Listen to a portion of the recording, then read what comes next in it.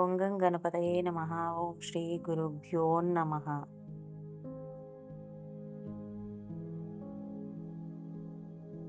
భక్తి అంటే కేవలం దేవుడిని ప్రార్థించడం కాదు. భక్తి అంటే ప్రేమతో, విశ్వాసంతో, అంతర్గత అంకిత భావంతో ఒక పరాశక్తిని ఆశ్రయించడం. ఇది మన హృదయాన్ని శుద్ధి చేస్తుంది, మన జీవితాల్ని ప్రకాశవంతం చేస్తుంది. భక్తి ఎందుకు చేయాలి? మానసిక శాంతి కోసం భక్తి చేయాలి. మనసులో ఉండే భయాలను, చింతలను, కోపాన్ని, అసంతృప్తులను నివారించడానికి భక్తిని చేయాలి. మనసును శాంతంగా ఉంచుకోవడానికి భక్తి చేయాలి. దేవునిపై భక్తి ఉంటే ఒంటరిగా ఉన్న ఆత్మవిశ్వాసంతో ముందుకు పోవచ్చు. భక్తి మనిషికి అదృశ్య బలం అవుతుంది. ఈ లోకం దుర్మార్గులతో, దుష్టులతో నిండి ఉన్నప్పుడు భక్తి భక్తులను శక్తిగా రక్షిస్తుంది. గత జన్మల పాపాల బరువుకి ఫలితాలే ఇవాల్టి కష్టాలు, బాధలు, కన్నీళ్ళు. వీటిని భక్తి ద్వారా కర్మ విమోచనం చేసుకోవచ్చు. కర్మ క్షయం అవుతుంది.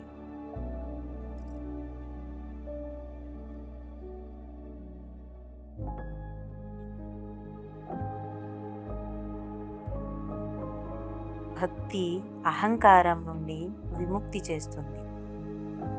అప్పుడు మనకు తెలిసేదే నిజమైన శాంతి, ఆనందం మన లోపలే ఉందని.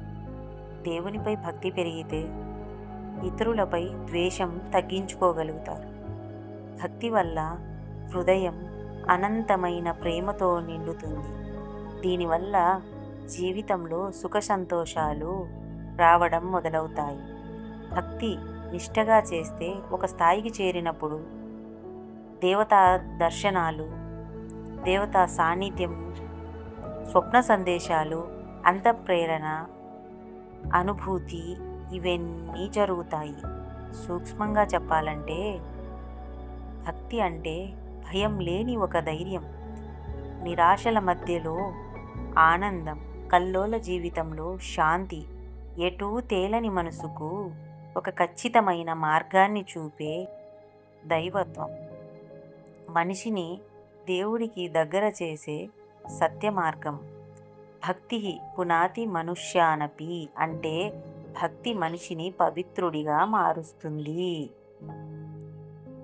భక్తి ఒక బలహీనత కాదు, అది ఓ మహాశక్తి. మీరు భక్తి చేస్తున్నారా?